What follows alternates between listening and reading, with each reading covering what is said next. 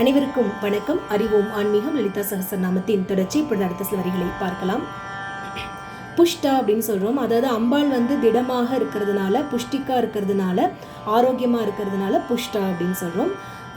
புராந்தனான்னு சொல்கிறோம். அதாவது அம்பாள் பழமை வாய்ந்தவள், அதனால் புராந்தனா. பூஜ்யா அப்படின்னு சொல்கிறோம். அதாவது அம்பாள் பூஜிக்க தகுதியானவள், அதனால் பூஜ்யா அப்படின்னு சொல்கிறோம். புஷ்கரான்னு சொல்கிறோம். அதாவது நமக்கு ஆரோக்கியத்தையும் சக்தியையும் அம்பாள் கொடுக்கறதுனால புஷ்கரான்னு சொல்கிறோம். புஷ்கரேக்ஷனான்னு சொல்கிறோம். அதாவது அம்பாளோட கண்கள் ஒரு தாமரை போல அழகாக இருக்கிறதுனால புஷ்கரேக்ஷனா அப்படின்னு சொல்கிறோம். பரஞ்சோதின்னு சொல்கிறோம். அதாவது அகண்ட ஜோதியாக அம்பாள் இருக்கிறதுனால பரஞ்சோதி. பரந்தாமான்னு சொல்கிறோம். அதாவது அம்பாள் நம்ம போய் ஓய்வெடுக்கிற இடமாக விளங்குறதுனால பரந்தாமா அப்படின்னு அம்பாளை சொல்கிறோம்.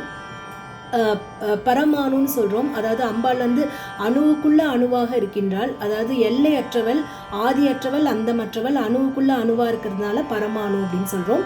பராத்பரா, சிறந்தவைகளுள் சிறந்தவையாக இருக்கிறது, அதாவது சிறந்ததில் சிறந்ததாக இருக்கிறதுனால பராத்பரா அப்படின்னு சொல்கிறோம்.